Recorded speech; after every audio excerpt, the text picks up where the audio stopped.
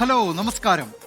രാജ്യത്ത് ആദ്യമായി നഗരനയത്തിന് അംഗീകാരം നൽകിയ സംസ്ഥാനമാണ് കേരളം.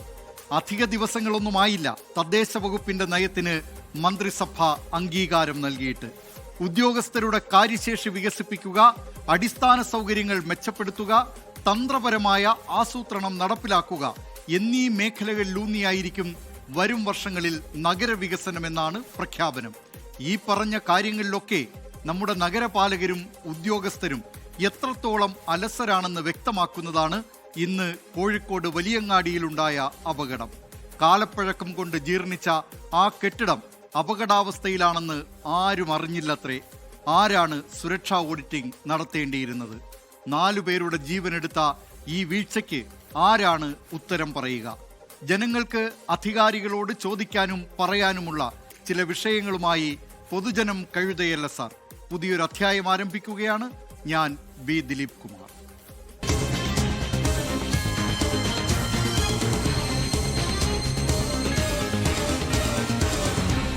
പൊതുജനം കഴുതയല്ല സാർ. ബലക്ഷയം കാരണം പൊളിക്കാൻ തീരുമാനിച്ച കെട്ടിടം പൊളിക്കാതെ നോക്കിയിരുന്നത് 2 വർഷം. ഒടുവിൽ കാലപ്പഴക്കം ചെന്ന കോൺക്രീറ്റ് പാളിക്കടിയിൽ പൊലിഞ്ഞത് 4 ജീവൻ. കോഴിക്കോട് വലിയങ്ങാടിയിലുണ്ടായ വലിയ അപകടത്തിന്റെ പ്രധാന ഉത്തരവാദി കോഴിക്കോട് കോർപ്പറേഷനാണെന്നാണ് പ്രതിപക്ഷത്തിന്റെ ആരോപണം. രാഷ്ട്രീയ വാദപ്രതിവാദങ്ങൾക്കപ്പുറം അനാസ്ഥ കാണിച്ചവർക്കെതിരെ കർശന നടപടി ആവശ്യമാണ്. കാണാം കോഴിക്കോട് നിന്ന് നിഖിൽ പ്രമേഷ് തയ്യാറാക്കിയ റിപ്പോർട്ട്. വലിയങ്ങാടിയിലെ വലിയ വീഴ്ച.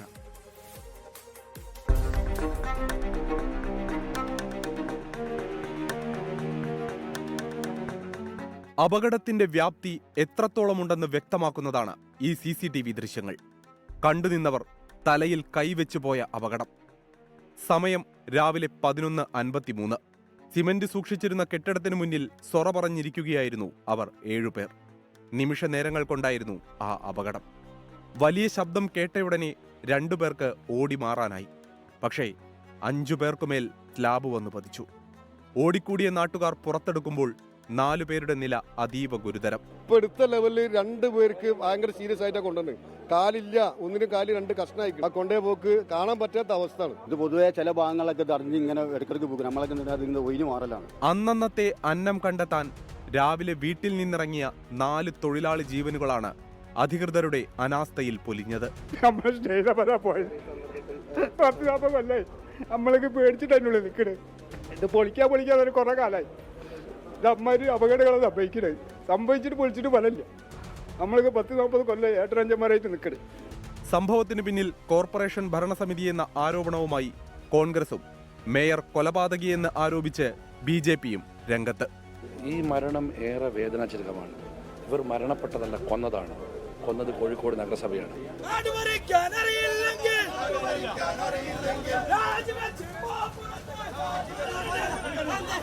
പ്രതിഷേധിച്ചെത്തിയ BJP പ്രവർത്തകരും പോലീസും തമ്മിൽ കോർപ്പറേഷൻ ഓഫീസിനു മുന്നിൽ കയ്യാങ്കളി.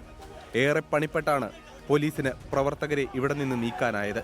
മരിച്ചവരോടുള്ള ആദരസൂചകമായി ഇന്നും നാളെയും വലിയങ്ങാടിയിലെ വ്യാപാര സ്ഥാപനങ്ങൾ അടച്ചിടും. എന്തൊക്കെ വാദങ്ങൾ നിരത്തിയാലും ഈ ദുരന്തത്തിന്റെ പാപഭാരത്തിൽ നിന്ന് കോർപ്പറേഷന് ഒഴിഞ്ഞു മാറി നിൽക്കാനാകില്ല. ജയൻ കല്യാശ്ശേരിക്കൊപ്പം നിഖിൽ പ്രമേഷ്, 24 കോഴിക്കോട്. ഇനി മറ്റൊരു വിശേഷത്തിലേക്കാണ്. അതിനു മുമ്പ് നിരവധി പ്രേക്ഷകർ ഇതുമായി ബന്ധപ്പെട്ട പ്രതികരണങ്ങൾ നടത്തുന്നുണ്ട്. എബ്രഹാം തോമസ് പറയുന്നു, പഴയ കെട്ടിടങ്ങൾ പൊളിച്ചു മാറ്റൂ, ജീവൻ രക്ഷിക്കൂ എന്ന്. മിനിബാബു പറയുന്നു, ഇവിടെ എന്തിനും ഏതിനും പരിഹാരം കാണണമെങ്കിൽ പാവപ്പെട്ടവന്റെ ജീവൻ ബലി കൊടുക്കണം. എല്ലാം സിസ്റ്റത്തിന്റെ തകരാറ്. ആർക്ക് നഷ്ടം? വീട്ടുകാർക്ക് മാത്രം. ഈ നിലയിലുള്ള പ്രതികരണങ്ങൾ പ്രേക്ഷകരുടെ ഭാഗത്തു നിന്നും വരുന്നുണ്ട്. ഏതായാലും കോഴിക്കോട് നഗരസഭയ്ക്ക് ഈ 4 ജീവനുകളുടെ ഉത്തരവാദിത്വത്തിൽ നിന്ന് മാറി നിൽക്കാൻ കഴിയില്ല. കർശന നടപടി ഇക്കാര്യത്തിൽ നഗരസഭ എടുക്കണം, ഇല്ലെങ്കിൽ സർക്കാർ കൈക്കൊള്ളണം എന്ന് മാത്രമാണ് പൊതുജനം കഴുതയല്ല സാറിന് പറയാനുള്ളത്. മറ്റൊരു വിശേഷത്തിലേക്കാണ്. തെരഞ്ഞെടുപ്പ് കാലമെന്നാൽ ഉദ്ഘാടന കാലം കൂടിയാണ്. അതുവരെ പൊട്ടിപ്പൊളിഞ്ഞ റോഡുകൾക്കുമേൽ പെട്ടെന്ന് ടാർ വീഴും. തീരാത്ത പാലം പണികൾ തീരും. തുറക്കാത്ത കെട്ടിടങ്ങൾ തുറക്കും. അങ്ങനെ പുതുജീവൻ വെച്ചതാണ് പത്തനംതിട്ട ജില്ലാ ജനറൽ ആശുപത്രിക്ക്. പക്ഷേ നിർമ്മാണത്തിലെ അസാധാരണ വേഗത്തിൽ അശാസ്ത്രീയത ആരോപിക്കുകയാണ് കോൺഗ്രസ്. കാണാം പത്തനംതിട്ടയിൽ നിന്ന് ഷിജോ തോമസ് തയ്യാറാക്കിയ റിപ്പോർട്ട്. ആശുപത്രിയിൽ ആരാണ് രാഷ്ട്രീയം കളിക്കുന്നത്? ഉദ്ഘാടന തീയതി തീരുമാനിക്കുന്നതിന് മുൻപ് തന്നെ വലിയ വിവാദമായ ഒരു കെട്ടിടമാണ് ഈ കാണുന്നത്. പത്തനംതിട്ട ജില്ലാ ജനറൽ ആശുപത്രിയുടെ പുതിയ കെട്ടിടത്തിന്റെ നിർമ്മാണ പ്രവൃത്തികൾ ദ്രുതഗതിയിൽ പുരോഗമിക്കുകയാണ്. എന്നാൽ തെരഞ്ഞെടുപ്പ് മുന്നിൽ കണ്ടുകൊണ്ട് ഇതിന്റെ നിർമ്മാണ പ്രവൃത്തികൾ തട്ടിക്കൂട്ടി നടത്തുന്നു എന്നുള്ളതാണ് കോൺഗ്രസിന്റെ ആക്ഷേപം. കെട്ടിടത്തിന്റെ ഉദ്ഘാടന തീയതി തീരുമാനിക്കുന്നതുമായി ബന്ധപ്പെട്ടുകൊണ്ട് കഴിഞ്ഞ ദിവസം മന്ത്രി വീണ ജോർജിന്റെ അധ്യക്ഷതയിൽ ഒരു യോഗം വിളിച്ചു ചേർത്തിരുന്നു. എന്നാൽ ഈ യോഗത്തിൽ നിന്ന് കോൺഗ്രസ് ജനപ്രതിനിധികൾ വാക്കുതർക്കത്തിലൂടെ ഇറങ്ങിപ്പോവുകയാണ് ചെയ്തത്. കോൺഗ്രസിന്റെ പ്രധാന ആക്ഷേപം തെരഞ്ഞെടുപ്പ് മുന്നിൽ കണ്ടുകൊണ്ട് തട്ടിക്കൂട്ടിയാണ് ഇപ്പോൾ ഈ കെട്ടിടത്തിന്റെ നിർമ്മാണ പ്രവൃത്തികൾ നടത്തുന്നത് എന്നാണ്. 3 വർഷം മുമ്പ് തുടങ്ങിയതാണ് പണി. ഇതുവരെ ഒച്ചിഴയും വേഗമായിരുന്നു. തിരഞ്ഞെടുപ്പ് അടുത്തതോടെ ഗിയർ മാറി. നിർമ്മാണ പ്രവൃത്തി തകൃതി. ഒരു ദിവസം കൊണ്ട് കല്ല് കെട്ടുന്നു, പിറ്റേന്ന് തന്നെ തേപ്പ്, അടുത്ത ദിവസം പെയിന്റടി. വേഗം അങ്ങനെ അങ്ങ് കൂടിയപ്പോൾ ചിലർക്ക് സംശയമായി. ഇത് അശാസ്ത്രീയമാണെന്ന് വിമർശനങ്ങൾ ഉയരാൻ തുടങ്ങി. തിരക്കുപിടിച്ച് നിർമ്മാണം പൂർത്തിയാക്കുന്നത് നിയമസഭാ തെരഞ്ഞെടുപ്പ് മുന്നിൽ കണ്ട് ആളുകളുടെ കണ്ണിൽ പൊടിയിടാനാണെന്ന് കോൺഗ്രസ്. തട്ടിക്കൂട്ടുപണി ജനങ്ങളുടെ ജീവന് ഭീഷണിയെന്ന് പ്രതിപക്ഷം ചൂണ്ടിക്കാട്ടുന്നു. ഇന്ന് കട്ട കിട്ടുന്നു, നാളെ പ്ലാസ്റ്റിക് നടത്തുന്നു, അടുത്ത ദിവസം പെയിന്റിങ് വൈറ്റ് വാഷ് ചെയ്യുന്നു. അതിൻ്റെ അർത്ഥം എന്താണെന്ന് ചോദിച്ചു കഴിഞ്ഞാൽ, ഇപ്പോൾ തെരഞ്ഞെടുപ്പ് വിജ്ഞാപനം ഈ അടുത്ത 1-2 കുറച്ച് ദിവസത്തിനുള്ളിൽ വരുമെന്നാണ് അറിയുന്നത്. അപ്പോൾ ആ തെരഞ്ഞെടുപ്പ് വിജ്ഞാപനം വരുന്നതിന് മുമ്പ് എങ്ങനെയെങ്കിലും തട്ടിക്കൂട്ടി ഒരു ഉദ്ഘാടനം നടത്തുക എന്നുള്ളതാണ്. എന്ന് മാത്രമല്ല, അതിന് നിർമ്മാണ പ്രവർത്തനങ്ങളൊന്നും പൂർത്തീകരിച്ചിട്ടില്ല. താഴത്തെ ഒരു നില മാത്രമാണ് നിർമ്മാണ പ്രവർത്തനങ്ങൾ പൂർത്തീകരിച്ചിരിക്കുന്നത്. ക്രിട്ടിക്കൽ കെയർ OP ബ്ലോക്കുകളുടെ നിർമ്മാണം പൂർത്തിയായിട്ടില്ല. നിർമ്മാണം പാതി വഴിയിൽ നിൽക്കെ ഉദ്ഘാടനത്തിന് തീയതി കുറിക്കാൻ തീരുമാനിച്ചതിൽ കഴിഞ്ഞ ദിവസം ചേർന്ന സംഘാടക സമിതി രൂപീകരണ യോഗത്തിൽ പ്രതിഷേധമുയർന്നു.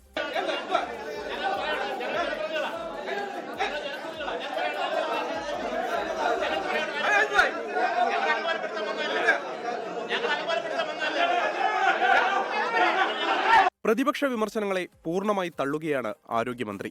സാധാരണക്കാരായ ആളുകൾക്കും ആരോഗ്യ പ്രവർത്തകർക്കും സുരക്ഷ ഉറപ്പാക്കിക്കൊണ്ടു തന്നെയാണ് ആശുപത്രി കെട്ടിടം നിർമ്മിക്കുക എന്ന് മന്ത്രി പറയുന്നു. UDF-നോട് ഞാൻ ചോദിച്ചു, വേദി തന്നെ ചോദിച്ചല്ലോ. അപ്പോൾ അവർക്ക് ബാക്കി മറുപടികൾ കേൾക്കണമായിരുന്നെങ്കിൽ അവരുടെ നിൽക്കണമായിരുന്നു. അവരാലോചിക്കാൻ വേണ്ടിയിട്ടാണല്ലോ ഈ യോഗം വിളിച്ചു ചേർത്തത്. അപ്പോൾ അവരിതിൽ യോഗത്തിൽ വന്നാൽ ബാക്കി കാര്യങ്ങൾക്ക് മറുപടി പറയും. നിർമ്മിക്കുന്നത് ആശുപത്രിയാണ്, ജനങ്ങളുടെ ജീവൻ രക്ഷിക്കേണ്ട സ്ഥലം. കേവലം രാഷ്ട്രീയ താൽപര്യങ്ങൾക്കു വേണ്ടി ആശുപത്രിയെ അപകട മേഖലയാക്കി മാറ്റരുതെന്നാണ് ജനങ്ങൾക്ക് പറയാനുള്ളത്. രാഷ്ട്രീയ ആരോപണ പ്രത്യാരോപണങ്ങൾ കൊണ്ട് ജനങ്ങൾക്ക് പൊതുജനാരോഗ്യ സംവിധാനങ്ങളിലുള്ള വിശ്വാസം നഷ്ടപ്പെടാതിരിക്കാനും രാഷ്ട്രീയ നേതൃത്വം ശ്രദ്ധിക്കേണ്ടതുണ്ട്. ആശുപത്രി കെട്ടിടം പൂർണ്ണതോതിൽ യാഥാർത്ഥ്യമായാൽ പത്തനംതിട്ട ജില്ലയുടെ മുഖച്ഛായ മൊത്തത്തിൽ മാറും. ആയിരക്കണക്കിന് രോഗികൾക്ക് ആശ്വാസമാവുകയും ചെയ്യും പത്തനംതിട്ടയിലെ പുതിയ ആശുപത്രിയും അതിന്റെ സംവിധാനങ്ങളും. പക്ഷേ തട്ടിക്കൂട്ടി ഒരു ഉദ്ഘാടന തീയതി തീരുമാനിക്കാതെ ഉറപ്പുള്ള ഒരു കെട്ടിടവും ഗുണനിലവാരമുള്ള ഡോക്ടർമാരും ചികിത്സയും ഉറപ്പാക്കിയാൽ അത് രോഗികൾക്ക് കൂടുതൽ പ്രയോജനമാകും. അത് ഉറപ്പുവരുത്തേണ്ടത് സർക്കാരിന്റെ കൂടി ഉത്തരവാദിത്തമാണ്. പത്തനംതിട്ടയിൽ നിന്ന് സഞ്ജയ് ഇക്ബാലിനൊപ്പം ഷിജോ കുര്യൻ, 24. പൊതുജനം കഴുതയല്ല സാർ. രഘുനന്ദനൻ തിരുമുല്ലവാരം പറയുന്നു, രാത്രിയിൽ അവിടെ ഈ പണി നടക്കുമ്പോൾ ആ പ്രദേശത്തെ ജനങ്ങളും ശ്രദ്ധിക്കണം. അതിന് സൂപ്പർവൈസർ ഉണ്ടോ എന്ന കാര്യം പരിശോധിക്കണമെന്നാണ് രഘുനന്ദനൻ തിരുമുല്ലവാരം പറയുന്നത്. ഏതായാലും മറ്റൊരു വിശേഷത്തിലേക്ക് കടക്കുന്നതിന് മുമ്പ് ഇപ്പോൾ വരുന്ന ഒരു വാർത്തയുണ്ട്. അത് പത്തനംതിട്ടയിൽ നിന്നാണ് വരുന്നത്. പത്തനംതിട്ട റാന്നി ഐത്തല കളരിക്കൽ കടവിൽ 2 കുട്ടികൾ ഒഴുക്കിൽപ്പെട്ടു. +2 വിദ്യാർത്ഥികളെയാണ് കാണാതായത്. അഗ്നിരക്ഷാസേന സ്ഥലത്തെത്തി രക്ഷാപ്രവർത്തനം തുടരുകയാണ്. വിവരങ്ങളുമായി പത്തനംതിട്ടയിൽ നിന്ന് ഷിജോ കുര്യൻ ചേരുന്നു. ഷിജോ കുര്യൻ, അന്വേഷണം തുടരുകയാണോ? എന്താണ് വിശദാംശങ്ങൾ? ദിലീപ് കുമാർ, ഒഴുക്കിൽപ്പെട്ട 2 വിദ്യാർത്ഥികൾക്ക് വേണ്ടിയുള്ള ഫയർഫോഴ്സിന്റെ രക്ഷാപ്രവർത്തനം ഇപ്പോഴും പുരോഗമിക്കുകയാണ്. ഇന്ന് വൈകിട്ടോടുകൂടിയാണ് ഐത്തല കളരിക്കടവിൽ +2 വിദ്യാർത്ഥികളായിട്ടുള്ള 2 കുട്ടികൾ ഒഴുക്കിൽപ്പെട്ടത്. ഇവർ റാന്നിയിലെ സഹപാഠിയായിട്ടുള്ള കൂട്ടുകാരനെ കാണാൻ വേണ്ടി വീട്ടിലെത്തിയതാണ് 10 പേരടങ്ങുന്ന സംഘം. അതിന് പിന്നാലെ ഐത്തല കളരിക്കൽ കടവിൽ കുളിക്കാൻ വേണ്ടി എത്തിയപ്പോൾ 2 കുട്ടികൾ ഒഴുക്കിൽപ്പെടുകയായിരുന്നു. കോന്നി സ്വദേശിയായിട്ടുള്ള ജോഷിൻ, മൈലപ്പുറം സ്വദേശി ക്രിസ് എന്നിവരെ കാണാതായി എന്നുള്ളതാണ് നമുക്ക് ഇപ്പോൾ ലഭിക്കുന്ന വിവരം. മറ്റ് കൂട്ടുകാരും കടവിലേക്ക് ഇറങ്ങിയിരുന്നില്ല. ഈ 2 കുട്ടികൾ കടവിലേക്ക് ഇറങ്ങിയ ഉടൻ തന്നെ ഇവർക്ക് നിയന്ത്രണം നഷ്ടമായി ഒഴുക്കിലേക്ക് പോവുകയായിരുന്നു എന്നുള്ളത് നമുക്ക് ബാക്കി പ്രദേശത്തുള്ള ആളുകളിൽ നിന്ന് ലഭിക്കുന്ന വിവരം. എന്തായാലും അധികം രാത്രിയാകുന്നതിന് മുൻപ് തന്നെ ഈ കുട്ടികളെ കണ്ടെത്താൻ കഴിയുമെന്നുള്ള പ്രതീക്ഷയിലാണ് ഫയർഫോഴ്സ്. പരമാവധി ഇരുട്ടുന്നതിന് മുൻപ് തന്നെ കുട്ടികളെ കണ്ടെത്താൻ വേണ്ടിയുള്ള ഊർജിതമായ ശ്രമങ്ങൾ ഫയർഫോഴ്സിന്റെ ഭാഗത്ത് നിന്ന് നടക്കുന്നുണ്ട്. ഒരുപക്ഷേ കൂടുതൽ രാത്രിയായി കഴിഞ്ഞാൽ രക്ഷാപ്രവർത്തനം ദുഷ്കരമാകും. എന്തായാലും 2 കുട്ടികളാണ് ഒഴുക്കിൽപ്പെട്ടത്. സുഹൃത്തിനെ കാണാൻ വേണ്ടിയാണ് റാന്നിയിലെ വീട്ടിലേക്ക് ഇവർ വന്നത്. അതിനിടയിലേക്കാണ് ഐത്തല കളരിക്കൽ കടവിൽ കുളിക്കാൻ ഇറങ്ങിയപ്പോൾ 2 +2 വിദ്യാർത്ഥികളായിട്ടുള്ള കുട്ടികൾ ഒഴുക്കിൽപ്പെട്ടപ്പോൾ കാണാതായിരിക്കുന്നത്. ദിലീപ് കുമാർ. വളരെ ദുഃഖകരമായ വാർത്തയാണ് പത്തനംതിട്ടയിൽ നിന്ന് വരുന്നത്. റാന്നി ഐത്തല കളരിക്കൽ കടവിൽ 2 കുട്ടികൾ ഒഴുക്കിൽപ്പെട്ടിരിക്കുന്നു. +2 വിദ്യാർത്ഥികളെയാണ് കാണാതായിട്ടുള്ളത്. അവിടെ ഫയർഫോഴ്സ് രക്ഷാപ്രവർത്തനം തുടരുകയാണ്. വിവരങ്ങൾ നൽകിയത് പത്തനംതിട്ടയിൽ നിന്നും ഷിജോ കുര്യൻ. മറ്റൊരു വിശേഷത്തിലേക്കാണ് ഇനി. വേനൽ തുടങ്ങിയിട്ടേയുള്ളൂ, പക്ഷേ തിരുവനന്തപുരം നഗരത്തിൽ കഴിഞ്ഞ 1.5 മാസക്കാലമായി ശുദ്ധജലക്ഷാമം രൂക്ഷമാണ്. കുടിക്കാൻ പോലും വെള്ളമില്ലെന്ന് നാട്ടുകാർ പറഞ്ഞു മടുത്തു. വാട്ടർ അതോറിറ്റി പരിഹാരം കാണുന്നില്ലെന്നാണ് ആക്ഷേപം. തിരുവനന്തപുരത്ത് നിന്ന് മേഘനാ മുരളി തയ്യാറാക്കിയ റിപ്പോർട്ട് കാണാം. തുള്ളി കുടിക്കാൻ ഇല്ലത്രേ.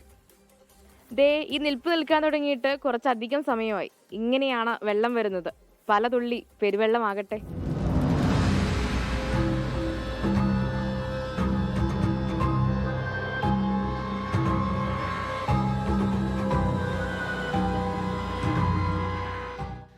കമലേശ്വരം, മണക്കാട്, കുരിയാത്തി, ആറ്റുകാൽ, ഫോർട്ട് തുടങ്ങി തിരുവനന്തപുരം നഗരത്തിന്റെ വിവിധ ഭാഗങ്ങളിലാണ് കഴിഞ്ഞ 1.5 മാസക്കാലമായി കുടിവെള്ളമില്ലാത്തത്. നഗരത്തിന്റെ ഹൃദയഭാഗമായ കവടിയാർ പോലും വെള്ളമില്ലെന്ന് പറഞ്ഞാൽ ഒട്ടും അതിശയോക്തിയില്ല. ഒരാഴ്ച കൊണ്ട് വെള്ളം കിട്ടണില്ല. കൊണ്ടുള്ള പൊങ്കാലായിരുന്നു 2ലും വെള്ളമില്ലായിരുന്നു. കാരണം ഇവിടെ ഇത് രാത്രി 10 മണിക്കാണ് പോയ, വെളുപ്പിൽ 5 മണിക്കേ വരുള്ളൂ. അതില്ലായിരുന്നു. ഞങ്ങൾ കുടിവെള്ളത്തിന് എനിക്ക് വേറെ ആരുമില്ല. ഒരു കുടം വെള്ളം സൈക്കിളിൽ പോലും കൊണ്ടുതരാൻ എനിക്ക് ആരുമില്ല. ഞാൻ ഒറ്റയ്ക്കാണ് ഇവിടെ ഉള്ളത്. ഞാൻ ആരടുത്ത് പോയി പറഞ്ഞ് വെള്ളത്തിന് പോട്ട്. കമലേശ്വരം തോട്ടം ലൈനിൽ കുടിവെള്ളം പൂർണ്ണമായും മുടങ്ങിയിട്ട് 5 ദിവസത്തിലധികമാകുന്നു. പല സ്ഥലത്തും പൈപ്പ് പൊട്ടി ശുദ്ധജലം പാഴാകുന്ന സാഹചര്യം. പൈപ്പുകളുടെ കാലപ്പഴക്കം പൊട്ടലുകൾക്ക് കാരണമാകുന്നു എന്നും വിലയിരുത്തലുണ്ട്. ഞാനിവിടെ വന്നിട്ട്, ഈ നാട്ടിൽ വന്നിട്ട് 38ാമത്തെ വർഷമാണ്. ഇപ്പം ആദ്യമായിട്ടാണ് ഇത്രയും ജലദൗർലഭ്യം നേടുന്നത്. ഈവൻ ഞങ്ങളുടെ പൊങ്കാലയുടെ അന്ന് പോലും ഞങ്ങൾ വളരെ ബുദ്ധിമുട്ടി. അപ്പം മറ്റുള്ളവരെ ആശ്രയിക്കുക എന്ന് പറഞ്ഞാൽ കുറേ ദൂരം പോകണം. ഇത്രയും നാളും വെള്ളത്തിന് ഇത്രയും രൂക്ഷമായൊരു പ്രശ്നം നമ്മളാരും നേരിട്ടിട്ടില്ല. ഒരുപക്ഷെ എന്തെങ്കിലും അറ്റകുറ്റപ്പണികൾ നടക്കുമ്പോൾ 1-2 ദിവസം വെള്ളമില്ല എന്നുള്ള നേരത്തെ ഒരു മുന്നറിയിപ്പ് തന്ന, അങ്ങനെ വെള്ളമില്ലായ്മ മാത്രമാണ് ഉള്ളത്. ഇപ്പോൾ കണ്ടിന്യൂസ് ആയിട്ട് ഒരു 1.5 മാസം കൊണ്ട് നമ്മൾ വെള്ളത്തിന് ഭയങ്കരമായിട്ട് ബുദ്ധിമുട്ടാണ്. വെള്ളം ഇല്ല മക്കളെ, വിളിച്ച് തല്ലിയപ്പോഴെന്താ അവളെ എടുത്താണ്. അപ്പം നമ്മൾ ഇവിടെ പോയി വെള്ളം എടുക്കും. അപ്പോഴും 5 കുടം വെള്ളം എടുത്താൽ തെളിയോ? മന്ത്രി എവിടെ പോയി? മന്ത്രിയല്ല. 4-5 ദിവസം കഴിഞ്ഞ് അമ്മ മക്കളാന്നുള്ളത് ഈ ഉണക്കെ തന്നെ ഇങ്ങനെ തന്നെ കിടക്കണം. പിന്നെ നമ്മൾ എന്ത് ചെയ്യുമെന്ന് പറയാം. കുറേ ദിവസമായി കുടിക്കാനൊന്നുമില്ല. പ്രതിസന്ധി രൂക്ഷമായതോടെ പ്രതിപക്ഷ കൗൺസിലർമാർ പ്രതിഷേധവുമായി എത്തി. UDF കൗൺസിലർമാർ വാട്ടർ അതോറിറ്റി ചീഫ് എഞ്ചിനീയറുടെ ഓഫീസ് ഉപരോധിച്ചു. മുന്തിയ ആളുകൾ താമസിക്കുന്ന പ്രദേശങ്ങളിലേക്ക് വെള്ളം നിർലോഭം വിടുവാൻ വേണ്ടി വാൽവിന്റെ റെഗുലേഷൻ നടക്കുകയാണ്. പാവപ്പെട്ട ആളുകൾ താമസിക്കുന്ന സ്ഥലങ്ങൾ അല്ലെങ്കിൽ ഇതുപോലത്തെ ഓഫീസ് സമുച്ചയങ്ങളടക്കമുള്ള സ്ഥലങ്ങളിലേക്ക് വെള്ളം വിടാൻ വേണ്ടി ഡൊമസ്റ്റിക് യൂസിനുള്ള വെള്ളം കുറയ്ക്കുകയാണ്. പണമില്ല എന്ന് പറയുമ്പോഴും ഇതുവരെ കാണാത്ത രീതിയിൽ 4 ഇരട്ടി 10 ഇരട്ടിയാണ് കേരളത്തിൽ കഴിഞ്ഞ 10 വർഷം കൊണ്ട് കുടിവെള്ളത്തിന്റെ വില കൂട്ടിയിട്ടുള്ളത്. ആറ്റുകാൽ പൊങ്കാല മഹോത്സവത്തിന്റെ പശ്ചാത്തലത്തിൽ കുടിവെള്ളക്ഷാമം വീണ്ടും രൂക്ഷമാകുമെന്ന ആശങ്കയുമുണ്ട്. വാട്ടർ അതോറിറ്റി കുരിയാത്തി സെഷനിലായിരുന്നു BJP പ്രതിഷേധം.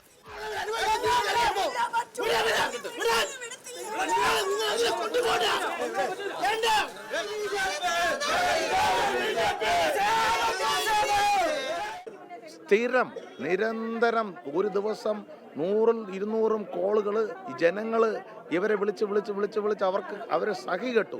ഇവിടെ ഞങ്ങൾ മനസ്സിലാക്കുന്നത് ഈ ഉദ്യോഗസ്ഥരുടെ കയ്യിൽ ഈ സംരംഭം നിൽക്കുന്നില്ല എന്നാണ് തോന്നുന്നത്. ഓരോ ഈയിടത്തും സംസാരിക്കുന്ന സമയത്ത് അവർക്ക് കൃത്യമായൊരു കാരണം സത്യം പറഞ്ഞാൽ പറയാനില്ല. പല മീറ്റിങ്ങുകളിലും വിളിക്കുമ്പോൾ SEയും Eയും മാത്രമാണ് വരുന്നത്. നമ്മൾ ക്ഷേത്ര അവലോകനത്തിൻ്റെ അന്ന് ചീഫ് മിനിസ്റ്ററോട് ഈ കാര്യം പറയാനായിട്ട് എണീച്ച സമയത്ത് ചീഫ് മിനിസ്റ്ററോട് ഈ കാര്യം പറയാൻ സമ്മതിക്കാതെയും നമ്മുടെ MLA ശിവൻകുട്ടി സാറ് നമ്മളോട് പറഞ്ഞു നമുക്ക് വാട്ടർ അതോറിറ്റിക്കാരുമായിട്ട് പ്രത്യേകം ഇരുന്നൊരു മീറ്റിംഗ് കൂടാമെന്ന് പറഞ്ഞു. അന്ന് അവിടെയുള്ള വെറും സൂപ്രണ്ടിങ് എഞ്ചിനീയർ മാത്രമാണ് ഉണ്ടായിരുന്നത് വാട്ടർ അതോറിറ്റിയിൽ. പരാതി പറയാൻ വാട്ടർ അതോറിറ്റി അധികൃതർ ഫോൺ എടുക്കണ്ടേ എന്നും ചോദിക്കുന്നവരുണ്ട്. അരുവിക്കര ജലശുദ്ധീകരണശാലയിൽ വൈദ്യുതി കേബിളിനും ട്രാൻസ്ഫോമറിനും ഉണ്ടായ പ്രശ്നമാണ് പ്രതിസന്ധിക്ക് കാരണമെന്നാണ് വാട്ടർ അതോറിറ്റിയുടെ വിശദീകരണം. പരിഹരിക്കാനുള്ള ശ്രമങ്ങൾ നടക്കുന്നുവെന്ന് പറയാൻ തുടങ്ങിയിട്ട് ദിവസങ്ങൾ പലത് കഴിയുന്നു.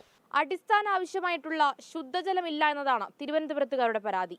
ഒരു കുടം വെള്ളം കിട്ടാൻ 1-2 ദിവസം കാത്തു നിൽക്കേണ്ടവരുണ്ട്. എന്ത് ഗതികേടാണ്! ഇനി ആർക്ക് പരാതി കൊടുക്കണമെന്ന് കൂടി ഇവിടുത്തെ ജനങ്ങൾ ചോദിക്കുന്നു. ക്യാമറമാൻ സന്തോഷ് ജേക്കബിനോടൊപ്പം മേഘ്ന മുരളി, 24, തിരുവനന്തപുരം.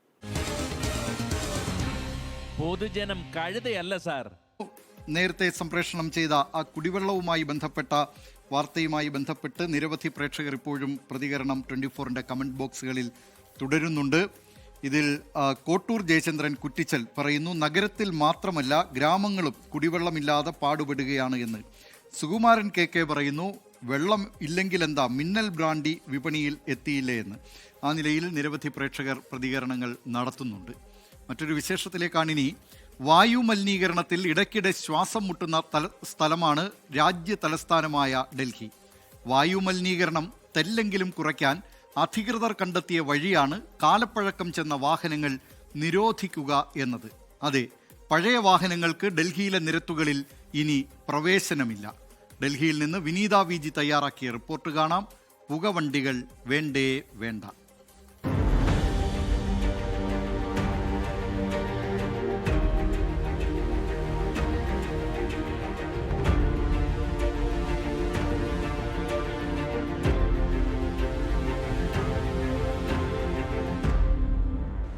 വർഷത്തിൽ കൂടുതൽ പഴക്കമുള്ള ഡീസൽ വാഹനങ്ങളും 15 വർഷത്തിൽ കൂടുതൽ പഴക്കമുള്ള പെട്രോൾ വാഹനങ്ങളും കാലാവധി കഴിഞ്ഞ വാഹനങ്ങളുടെ കൂട്ടത്തിൽ ഉൾപ്പെടും. ഈ വാഹനങ്ങൾ ഇനി നിരത്തിലിറങ്ങിയാൽ പിടിവിഴും. BS 3 വിഭാഗത്തിൽ ഉൾപ്പെടുന്ന വാഹനങ്ങളും പഴയ മലിനീകരണ നിയന്ത്രണ സംവിധാനമുള്ള വാഹനങ്ങളും കാലാവധി കഴിഞ്ഞ വാഹനങ്ങളുടെ കൂട്ടത്തിൽ ഉൾപ്പെടും. ഈ വാഹനങ്ങൾ നിരത്തിലിറക്കാനോ പാർക്ക് ചെയ്യാനോ പാടില്ല. നിർദ്ദേശം പാലിക്കാതെ വാഹനങ്ങൾ പുറത്തിറക്കിയാൽ യാതൊരു മുന്നറിയിപ്പും കൂടാതെ പിടിച്ചെടുത്ത് പൊളിക്കുമെന്നാണ് ഡൽഹി ഗതാഗത വകുപ്പിന്റെ നിർദ്ദേശം. മലിനീകരണ നിയന്ത്രണവുമായി ബന്ധപ്പെട്ട് കോടതി ഉത്തരവുകൾ പാലിക്കുന്നതിന്റെ കൂടി ഭാഗമാണ് ഈ നിർദ്ദേശമെന്നും ഗതാഗത വകുപ്പ് പുറത്തിറക്കിയ വിജ്ഞാപനത്തിൽ പറയുന്നു. ഇരുചക്ര വാഹനങ്ങൾ, കാറുകൾ, ജീപ്പുകൾ തുടങ്ങി കാലാവധി കഴിഞ്ഞ എല്ലാ വാഹനങ്ങൾക്കും നിയമം ബാധകമാണ്. സർക്കാർ നടപടി വായു മലിനീകരണം കുറയ്ക്കുമെന്നും അതേസമയം സാധാരണക്കാരെ ബുദ്ധിമുട്ടിലാക്കുന്നതാണെന്നും അഭിപ്രായമുണ്ട്. मेरे कहने का मतलब है कि अब गवर्नमेंट ने जब गाड़ी इशू करी होगी, निकाली है गवर्नमेंट ने गाड़ी, जब निकाली है 15 साल के लिए करके निकाली है, 15 साल बाद इसकी गाड़ी जमा हो जाएगी, ठीक है, ओके, कोई बात नहीं है. उसके बाद सुनने में आया कि 10 साल गाड़ी चलेगी. ये गलत है ना, ये गरीबों को चोट है, ये गरीबों को मार है. कोई कैसे करके पैसे कहाँ से लेकर के ब्याज पे करके पैसे गाड़ी लेता है, महज मजदूरी का अपना कर करके, फिर उसने 5 साल उसको हटा दिया, तो वो काम गलत है. पोल्यूशन ज़्यादा है, काफ़ी कम रेट ठीक है. जो भी गवर्नमेंट निकाल ली है अपने सोच समझ के निकाल ली है. जो गवर्नमेंट करती है सही करती है, सबका भले के लिए करती है. वैसे तो देखो 15 साल पुरानी जो गाड़ियाँ थी, 10 साल पुरानी वजन की नई गाड़ियाँ खड़ी है, ऐसे ही खड़ी है वो तो. हाँ, उनको तो क्या कर सकते हैं, सरकार जो करेगी क्या करेगी, अब उसके बारे में तो क्या कर सकते हैं. ഉടമകൾക്കിനി കാലാവധി കഴിഞ്ഞ വാഹനങ്ങൾ കൈവശം വയ്ക്കണമെന്ന ആഗ്രഹമുണ്ടെങ്കിൽ അതിനും ഗതാഗത വകുപ്പിന്റെ വിജ്ഞാപനത്തിൽ നിർദ്ദേശങ്ങളുണ്ട്. നോ ഒബ്ജക്ഷൻ സർട്ടിഫിക്കറ്റ് നേടി വാഹനങ്ങൾ ഡൽഹി നഗരത്തിന് പുറത്തെത്തിക്കണം. NOC ഇല്ലാതെ ഈ വാഹനങ്ങൾ ഡൽഹിക്ക് പുറത്തേക്ക് കൊണ്ടുപോകാനാവില്ല. പഴയ വാഹനങ്ങൾ നഗരത്തിൽ നിന്ന് നീക്കം ചെയ്യുന്നതുമായി ബന്ധപ്പെട്ട് ഉടൻ തന്നെ ക്യാമ്പയിൻ ആരംഭിക്കുമെന്നും ഗതാഗത വകുപ്പിന്റെ വിജ്ഞാപനത്തിൽ പറയുന്നു. വായു മലിനീകരണം നിയന്ത്രിക്കാൻ ഡൽഹി സർക്കാർ ഇതിനോടകം നിരവധി പരീക്ഷണങ്ങളാണ് ഏർപ്പെടുത്തിയത്. എന്നാൽ പിന്നാലെയുള്ള ഈ കടുത്ത നടപടി ഫലപ്രദമാകുമോ എന്ന് കാത്തിരുന്നു തന്നെ അറിയണം. ഡൽഹിയിൽ നിന്ന് വിനീത VG 24. പൊതുജനം കഴുതയല്ല സാർ. ഷിജിൽ P ഹോങ്കോങ് പറയുന്നു, ഇനി ആ പഴയ വണ്ടികൾ കേരളത്തിൽ വിൽക്കുമോ? അങ്ങനെയാണല്ലോ എന്ന ചോദ്യം കൂടി ഷിജിൽ P ഹോങ്കോങ്ങിനുണ്ട്. മറ്റൊരു വിശേഷത്തിലേക്കാണ് പൊതുജനം കഴുതയല്ല സാർ പോകുന്നത്. ഒന്ന് പറഞ്ഞ് രണ്ടാമത്തേതിന് അടി. ഒരിടവേളയ്ക്ക് ശേഷം കൊച്ചിയിൽ ഗുണ്ടകളുടെ വിളയാട്ടം തുടർക്കഥയായിരിക്കുകയാണ്. 2 ദിവസത്തിനിടെ ഗുണ്ടാപ്പോരിന്റെ 3 സംഭവങ്ങളാണ് നഗരത്തിലുണ്ടായത്. പിടിച്ചുകെട്ടാൻ പോലീസ് പെടാപ്പാടുപെടുകയാണ്. കൊച്ചിയിൽ നിന്ന് വിഷ്ണു സുരേഷ് തയ്യാറാക്കിയ റിപ്പോർട്ടിലേക്കാണിനി. അടിയോടടി.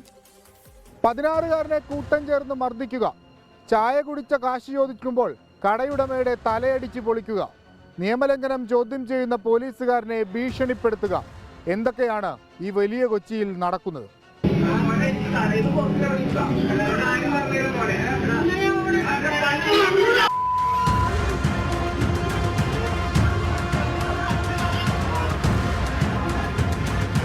ചായയുടെയും കഴിച്ച പലഹാരത്തിന്റെയും പണം ചോദിച്ചതിനാണ് തൃക്കാക്കര അത്താണി സ്വദേശിയായ കടയുടമ തസ്നിയെ 3 യുവാക്കൾ ക്രൂരമായി മർദ്ദിച്ചത്. തലയ്ക്ക് ഗുരുതരമായി പരിക്കേറ്റു. അങ്ങനെയുള്ള ഉണ്ടായി. ആൾ പുറത്തേക്ക് പോയി. അത് കഴിഞ്ഞ് കുറച്ചു നേരം കഴിഞ്ഞപ്പോൾ പിന്നെയും വന്നിട്ട് നമ്മുടെ സ്റ്റാഫിനെ നമ്മൾ സംസാരിച്ചുകൊണ്ടിരിക്കാതെ കടയാക്കിയ ഒരു സ്റ്റാഫിനെ തല്ലായിരുന്നു. പിന്നീട് അത് എല്ലാം മൊത്തത്തിലൊരു തല്ലായിട്ട് മാറി. എനിക്കിപ്പോൾ ഇവിടെ തലയുടെ സൈഡിൽ കരിക്കുന്നുണ്ട്. ഇവിടെ ആലുവ എടത്തലയിൽ 16-കാരനെ കൂട്ടം ചേർന്ന് മർദ്ദിക്കുന്നത് ചോദ്യം ചെയ്തതിനാണ് 36-കാരനെ അടിച്ചൊതുക്കിയത്. മർദ്ദനത്തിന്റെ നടുക്കുന്ന ദൃശ്യങ്ങൾ കഴിഞ്ഞ ദിവസം പുറത്തുവന്നു.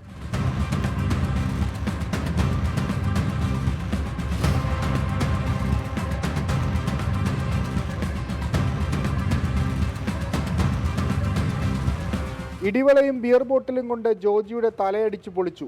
കേസിൽ പ്രതികൾ 12, 5 പേരെ പിടികൂടി. ബാക്കിയുള്ളവരെ കിട്ടിയിട്ടില്ല.